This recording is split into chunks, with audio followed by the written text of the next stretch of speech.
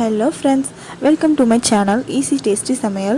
இன்றைக்கி நம்ம சேனலில் பன்னீர் 65 எப்படி ஈஸியாக செய்கிறதுன்னு பார்க்கலாம். அதுக்கு நான் 100 கிராம் பன்னீரை இந்த மாதிரி க்யூபாக கட் பண்ணி எடுத்திருக்கேன். அதில் தேவையான அளவு உப்பு சேர்த்துக்கலாம். ஒரு 1/4 டீஸ்பூன் மஞ்சள் தூள் சேர்த்துக்கிறேன். 1 ஸ்பூன் இஞ்சி பூண்டு விழுது சேர்த்துக்கிறேன். ஒரு பாதி லெமனை ஜூஸ் எடுத்து சேர்த்துக்கிறேன். 2 ஸ்பூன் கார்ன்ஃப்ளவர் மாவு சேர்த்துக்கிறேன்.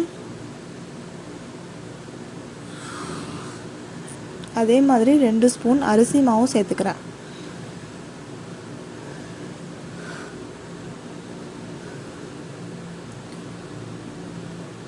நம்மளோட காரத்துக்கு நான் மிளகாய்த்தூள் 1 ஸ்பூன் சேர்த்துக்கிறேன். இதை நல்லா பிசைஞ்சு எடுத்துக்கலாம்.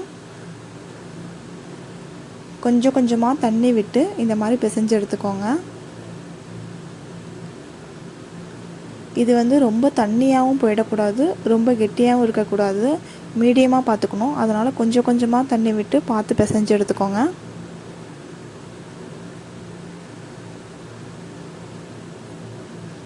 ஒவ்வொரு பன்னீர்லேயும் நல்லா கோட் ஆகிற மாதிரி நல்லா பிசைஞ்சிக்கலாம்.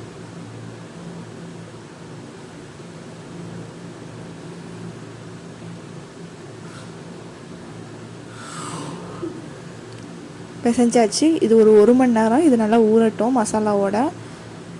இப்போ இதில் நான் எண்ணெயை ஊற்றி அதில் நான் கருவேப்பிலையும் ஒரு மிளகாயும் போட்டிருக்கேன். அது போடும்போது வெடிக்கும், அதனால் நான் என்னால் வீடியோ எடுக்க முடியல.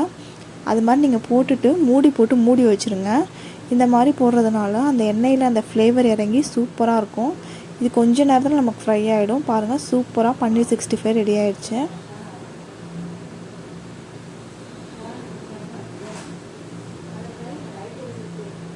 நீங்களும் ட்ரை பண்ணி பாருங்கள். உங்களுக்கு இந்த சேனல் பிடிச்சிருந்தா லைக் பண்ணுங்கள், ஷேர் பண்ணுங்கள், சப்ஸ்கிரைப் பண்ணுங்கள்.